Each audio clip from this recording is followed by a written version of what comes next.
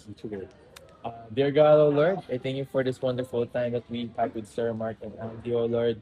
I thank you, O Lord, for the food that you have provided for us, O Lord. I thank you for the people that created this meal, O Lord. I thank you, O Lord, that we have this time to have a conversation with Sir Mark, O Lord. Guide us, O Lord, and may you bless the food that we are about to partake. We love you, O Lord. We praise you, O Lord. In Jesus' my name, pray and all people say, Amen, Amen. Amen. Great. Okay, Sir Mark. So, Sir Mark, kasi po yung Odyssey plan po namin kasi has three plans po. Okay. One 10-year plan and two 5-year plan. So, So, plan first A, five and... Ano plan A, plan A, plan plan B, B. plan B, plan C. alternatives? Opo. Okay. Kasi the Odyssey plan is for you if hindi nyo po ma-achieve yung first plan nyo, Okay. you go to the next plan. Okay. So, ang 10-year plan ko po is involving corporate life po. Okay. Yun Or, talaga gusto mo. opo. Okay. Ay, Bakit? Kasi yung 10-year plan is yun yung parang sa tingin namin dun kami patungo. opo. Feasible sa amin. Out of lahat ng, kasi Mhm. nung una, di ba, tatlong 5-year plan yan? Mm. Tapos, may isa kaming plan doon kung saan namin sa tingin kami patungo. Yun yung gagawin namin 10 years. Kaya, yun yung tinatanong. Opo. Okay. Now po sir, yung 10-year plan ko po kasi is having a corporate life. Pero po, involving while making a business on the sides. Opo. So, kasi po, sa corporate plan ko po, una po kasi pinagawa lang sa atin 5-year, di ba? Ngayon i-extend ko lang. Yung 10-year plan ko po is to work on corporate for 2 to 7 years po. 2 to 7 years in Sa corporate. scouting, Oo. sa simula. To get connections po. And for my business to flow, ano po kasi early. Kasi gusto ko pong matuto yung management around a corporate setting po. Around a company po. So, how So, much... gusto mo, while working, nagtatayo ka na rin ng business. Opo, doon po naging Parang startup ko po. Opo. Ikaw din ba, ganun? Ganun rin yung idea ko sir, na mag-start muna ako ng corporate para kasi yung skills din tsaka connections mag-build mo. Tapos after nun, pag may yun nga, extra Pero hindi, pero hindi sabay. Sabay, Hindi sir. sabay. Ako sa akin sabay. sa future pa. Oo, sa future. Like sa Pag first year, naka-build ka na ng ano mo. Pero sa simula, corporate muna. para po sir, ano siya, first year corporate, second year corporate, tapos nag-start na ako ng business ko, pinaplan ko na. Then implementation ng third year while on corporate. Kasi po, ayoko po mag-run dry yung funds ko po in making ano po. So, kumbaga parang i-back up nyo muna yung business. Hanggang sa kaya na niyang tapatan yung corporate life. Yung sa corporate, ito kasi, maraming tao kasi gusto ganyan. Mm. Corporate and then may business on the side. Hmm. The reality is, cannot serve two masters at the same time. Hmm. Okay? One will have to suffer. Now,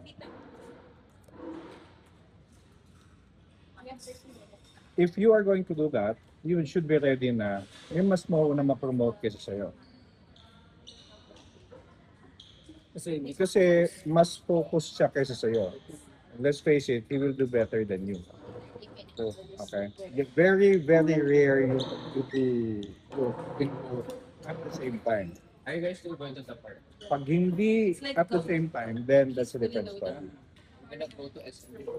Pero sir, sa tingin nyo, feasible po na na pwede po pong gawin ganun sir? Pwede naman, but you will, kasi, you have to compare yourself. If you're doing corporate 100%, you're exerting 100% effort there. Your 100% effort in one will always be better than 50-50. Always. Kasi sarili mong ano yan. No? Opo. Kasi po parang may sudden realization ako nung may tinry ko pong start ng business po right now. So, sa Odyssey plan ko kasi is that we try to create experiment. So, I tried a scenario po is, if I bake, like, kunyari, ito po yung business ko, if I bake during the weekends, and try to like sell it, will I still be able to do all of the tasks that I need to do? Okay. Will I be parang in a student setting since napaka-busy namin Yep. this semester. So what I did was I created the ano. So yun po yung magiging realization ko after. Okay. Yun, So, sorry. So, balikan natin yung ano. Okay. Having said what I said, com- again, you compare yourself against yourself. Kung 100% ka doing baking only, I guarantee you will earn more than baking on the weekends only. pero sir, does it guarantee that Uh, I will earn as much as my business if I have a corporate ano po? kaya nga ano eh. Kaya nga yun yung gusto kong ano. You weigh which one.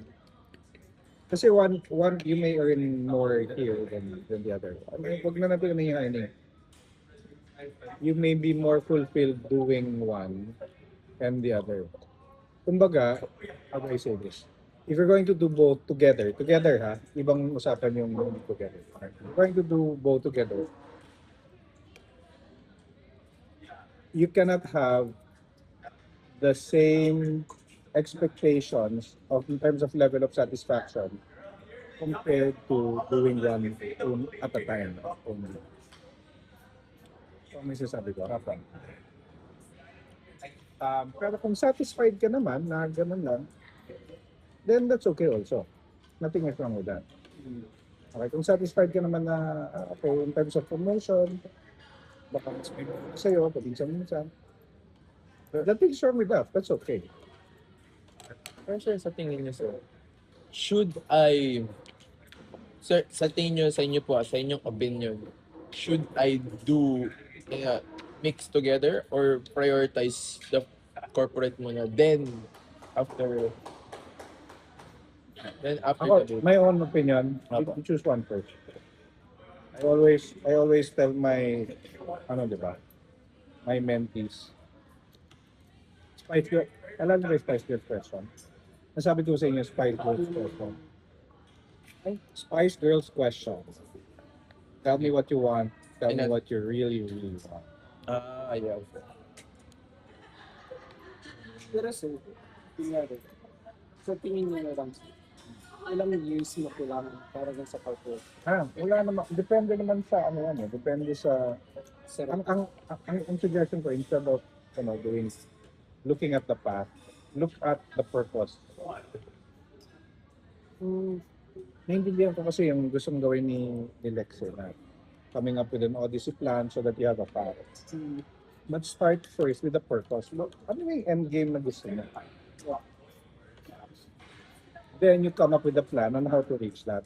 Rather than you create a plan now, then bahala na yung end game. so I think yun nga, mas better na you start corporate first. Yun nga, just Kasi- to build kailangan. Kasi like for example, yan, sabi nga naman sa end game, you say, oh, I want to be able to provide, I want to have a family, I want to be able to provide for my family. I want a steady stream of, maybe Money. steady stream of money without, kasi ako ganun yung plano ko. Ginawa lang ako ng CEO dito, kaya mabago yung plano ko eh. But plano ko was like that. Stability. Na I have enough, in fact, when I was younger, na-compute ko na, magkano yung gagastusin ko buwan-buwan when I retire. How much? Kinompute ko talaga yan. Meron magandang ka na financial planning. Tuwa ko yung para. I can teach you also actually. Sige sir. Magkano ba yung gagastusin ko buwan-buwan to be able to survive? Kasi sinag niya sir, Then, wala ko. ito yung, for example, 100,000 naman. Magkano yung kailangan kong ipunin so that I will earn from the interests, I will earn 100,000 naman. Magkano yung kailangan kong i-raise? Okay. Ganun yung ano, ganun yung ah, approach. Okay, ang sagot doon, kung 100,000, about 15 million. 100,000. Pag 100,000 naman ang gastos mo, maka-save ka ng 15 million. Lagay mo na lang yun sa MP2 ng pag-ibig. But of course, you have to diversify. Tama lang. You put it in a MP2 ng pag-ibig MP2, you'll earn about 100,000 ba? Oo. Yung 15 million. Tulog ka na. May 100,000 naman ka. Hindi ka natin trabaho. Hindi na magtrabaho. Kaya lang, you diversify. Actually, yun ang ginawa ko. Dating ko ng 50, I have enough money to compute to sustain me. Pag yung 100,000, wala nang not 100,000. Basta meron ako sariling amount. Okay na ako dito. Okay na ako dito. So may earning ako from rental, may earning ako from bonds, meron akong MP2, may stocks. So, yun yung tatanggap ko. So, pwede nga yung trabaho. Tapos nagtrabaho ko sa LAI para, sa Life College, para maka-serve, at maturuan yung mga estudyante. So, hindi talaga siya work. Hindi to make money. Ano na ang sweldo ng teacher dito? Ayun yung sabihin sa Ay, amin. Jesus Maria Joseph. Ayun sabihin Kasi sa baka- amin. Yung sabi sa amin, sir. Ayun, pagkam. Parang baba ng... Ano yun? Naka-post ko. Hindi, sir. Ano siya? YouTube unlisted. Let's put it this way. Yung mga teachers ko dito are teaching because they want to serve. Okay. Nagkaalaman mga ako. Tawa mga kami. Kasi, kaya doon. Yeah. Grabe. Buti pa kasi Amy. Wala ko. Si Kevin ang gano'n. Wala ko sweldo sa amin. Kami ni RK yung pinakamababa dito. Ano po? Kami ni RK. Although ngayon, kasi wala kami master's degree.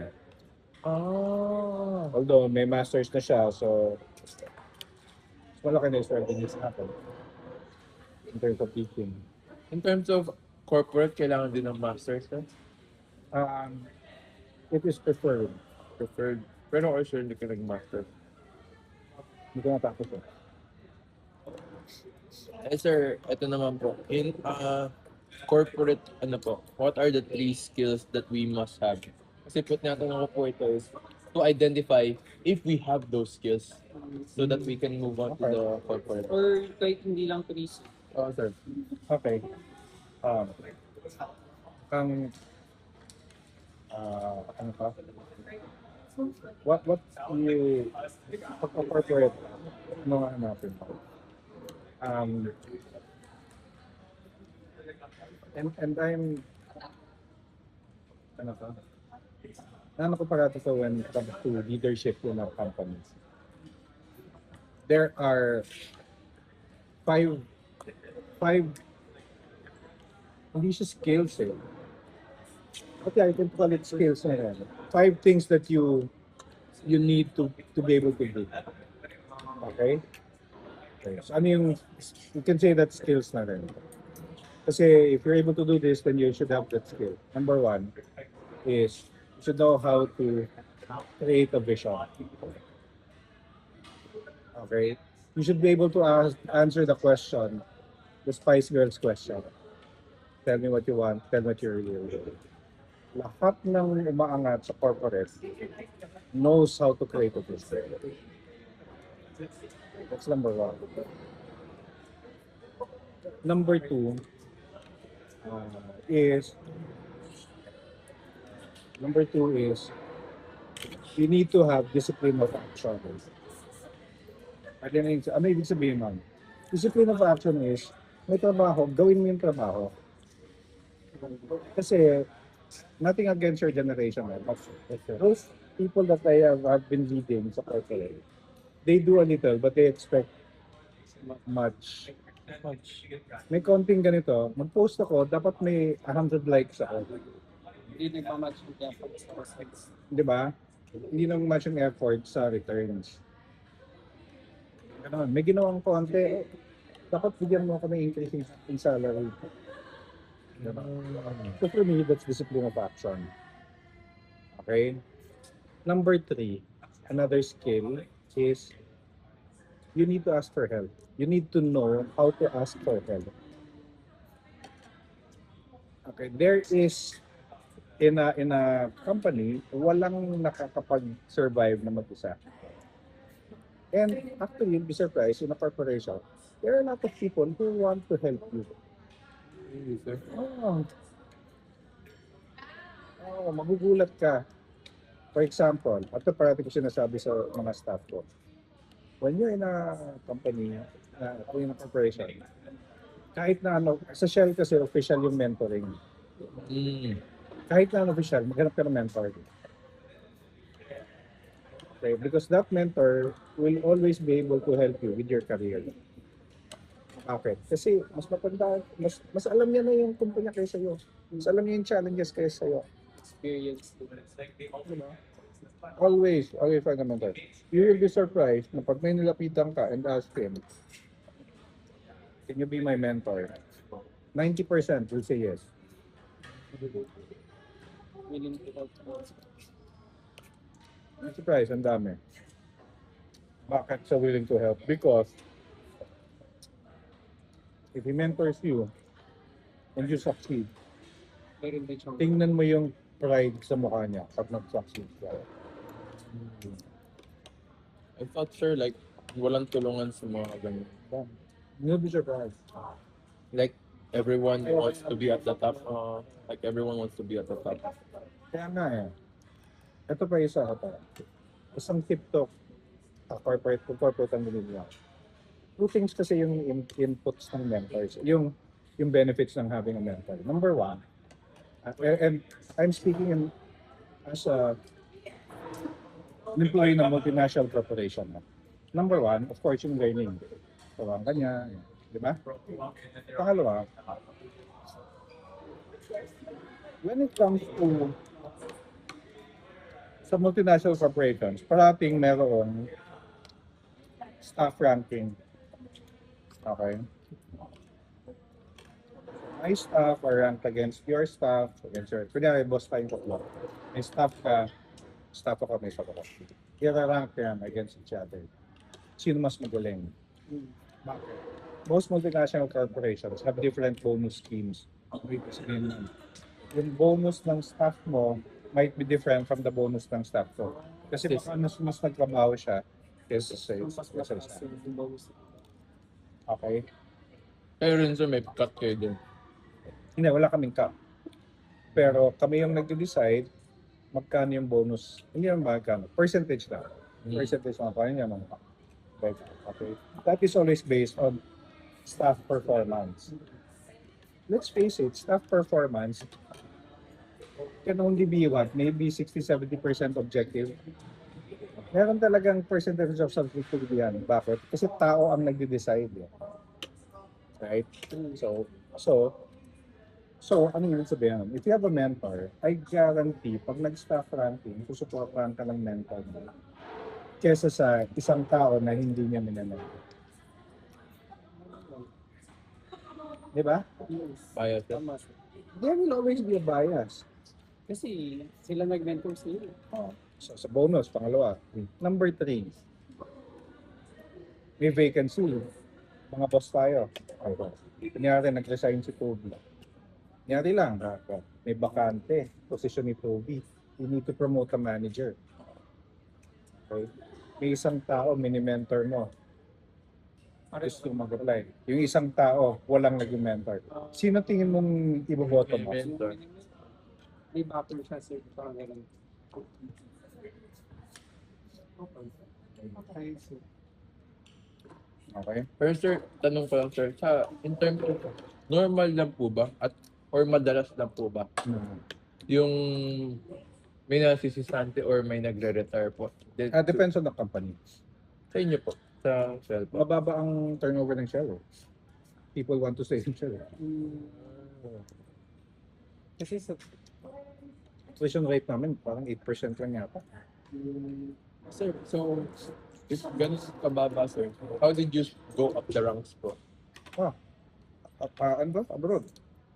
Appointed into positions outside of the Philippines. Parang kalahati ng positions ko outside the Philippines ang hawak ko. paano nangyari yung ganun? Um, ano? May mga positions kasi na ganun social talaga.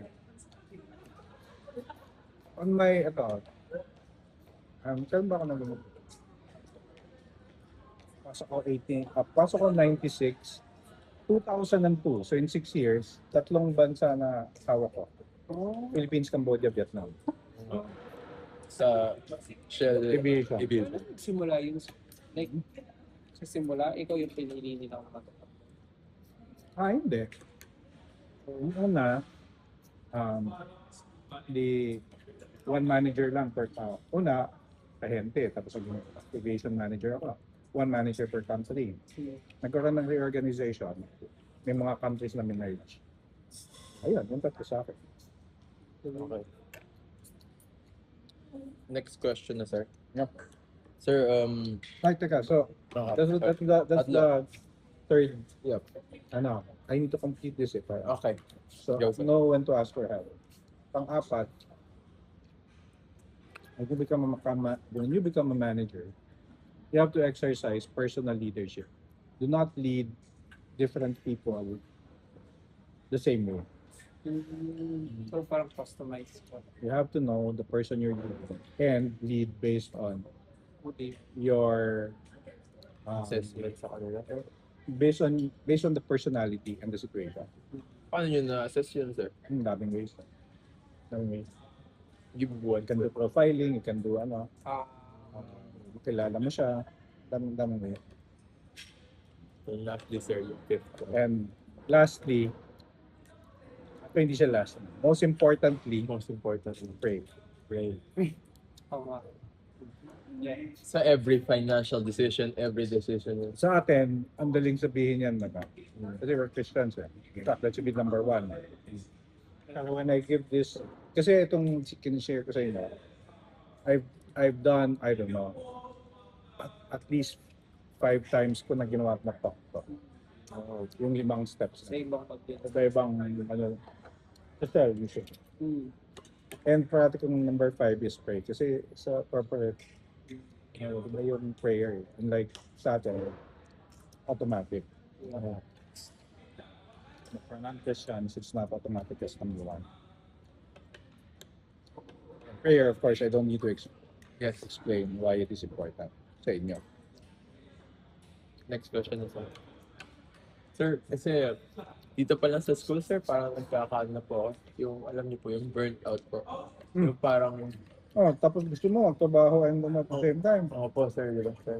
So, sir, any advice po on how you maintain a professional longevity even in a term or yung nagbe-breakdown na po kayo? How do you stay professional and do all the tasks that you need to do? Una, when it comes to, well, kung number na ako, number 1, you have to take rest. Even God rested. But, kasi I'm the type of person na yung chill lang. Kaya okay. Ang ano ko parate is the Christian way of putting it is be still and know that I am God. But at the same time, yung ano ko niyan, how I get to think of it is, what's the worst thing that can happen? And you'll be surprised, the worst thing that can happen is not really that bad. So anong nangyayari, you're actually putting pressure on yourself, not others putting pressure on you. Tanungin mo parati ang tanong na yan, what's the worst thing that can happen?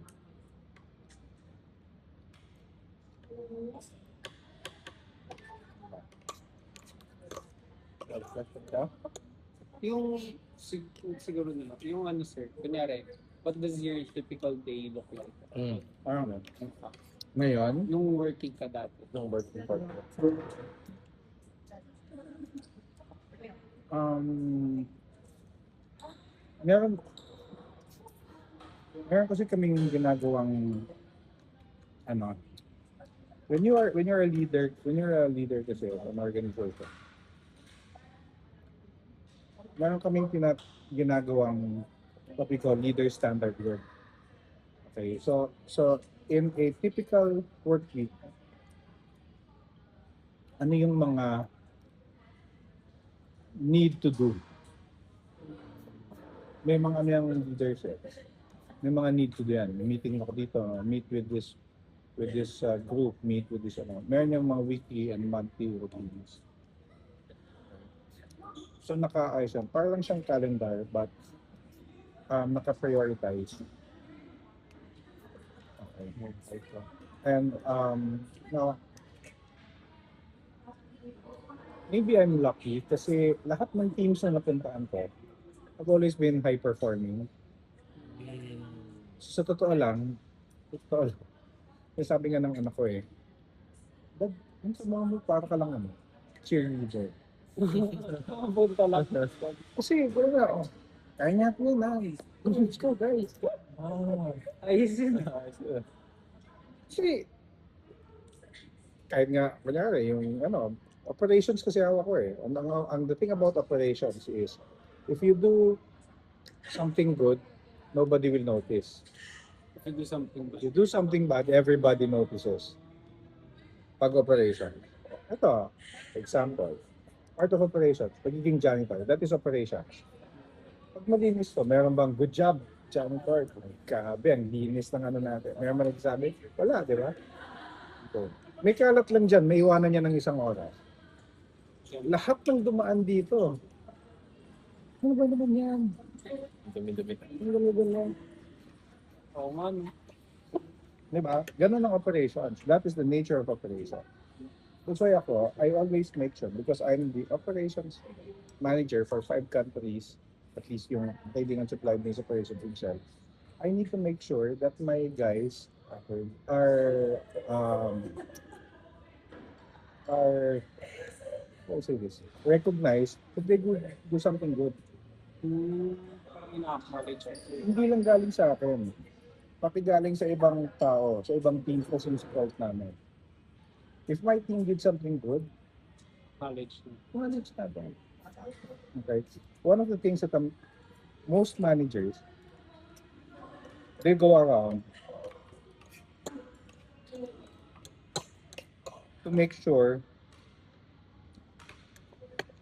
diba, nag-iikot ang mga manager to make sure na tamang ginagawa ka. Okay? So, anong nangyayari? Pag may nakita kang mali na ginagawa ka, point out mo kagad. Diba? They always go around to catch somebody doing something wrong. Yung practice ko sinasabi, kasi ako, because my level, I have managers under me, diba? Yes, sir. I always tell them, when you go around, try to catch somebody doing something good Oh, instead of doing something wrong. Oh, Andy, great job. Keep doing the work. Nakaka-motivate. Kasi most people look at something na maling ginawa, lot of self-operation. Pero sir, based from my other cousins po, on a corporate setting, they have different sir, different opinions on their minds, sir. Yung which part? Yung yung walang tutulong? Hindi po, sir. Yung sinasabi nyo ka lang ngayon, sir, na Kaya if nga. yung sabi mo, you did good. Pero sir, others think it's pag extrovert po kasi kayo, sir, ano po kasi ako, sir, nag-research po. If you did something good, if you're an extrovert, you will feel motivated. Ay, okay, kinomplement ako ni boss. Okay, gagawin kong best ko. Pero sir, in Pag terms of introvert, introvert, hindi ganyan sasabihin mo. hindi ganyan sasabihin. So, good. Good. So that's why I talk about personal leadership. Okay? So, for example, I'll give you an example. Meron akong 2 staff. Yung isa, babae, bata. gigil motivated. Yung isa, matanda, mas matanda pa sa akin, pero magaling din. Experience. Okay? Pero hindi siya kasing gigil itong isa. Yung bata, less experience, pero gigil. Extrovert, yung babae, introvert, yung lalaki. If I ask both of them, bigyan ko na assignment, both of them. You go from here to there, step 1 to step 10. You do steps 1 to 10. Assuming at the same time, nagawa nila yung step 1. What do you do? Kung yung babae ang kausap ko, ang sasabihin ko, great job, galing, naka-step 1 ka na. Okay.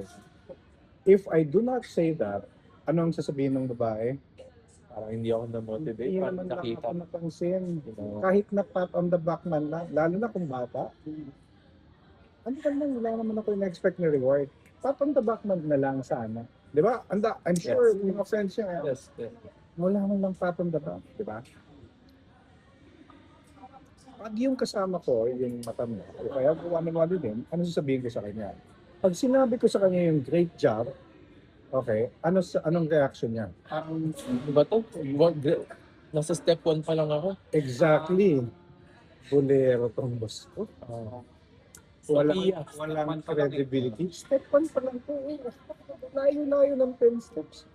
Step 1 pa lang. Good job. So what Walang you do? credibility. Okay? So, anong sasabihin mo dapat? Oh, 9 na lang, ha? 9 steps na lang, ha? 1 ka na. Okay, pero may 9 steps ka pa, ha? So, baliktad. Yung sa kanya, praise. Yung sa kanya, challenge. So, that's why importanteng malaman mo, sino yung introverts? Understand personal leadership? Yes, sir. If pareho ko silang sinabihan na, oy, galing yun yung dalawa. Great job. Sir, ano po siya, sir? MBTI po yun, sir. Yun po, Lahat ng staff ko pinipay ko ng MBTI ko. para malaman niyo na agad, sir. At nisat sinusulat ko. Para hindi ko makalimutan. Kasi I have 200 staff before. Wow. Sir, each and every one, sir, parang alam niyo yung MBTI? Hindi ko memorize. Nakasulat. So minsan, before, kunyari sa Andy, staff For for meeting.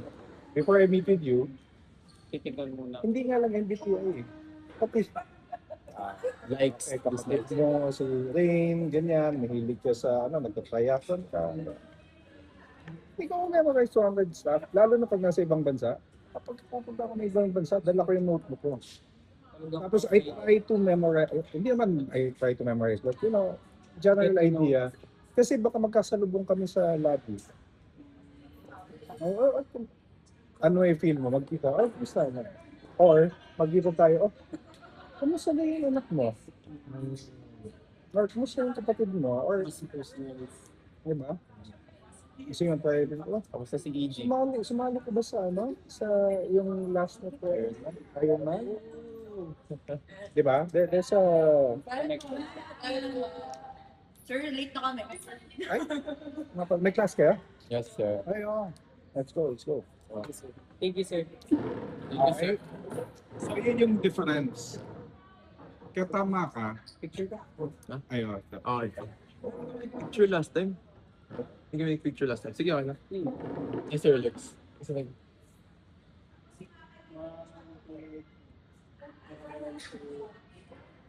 Okay, thank you. Okay, sir. Thank you, sir. Ano ulit again yun, sir?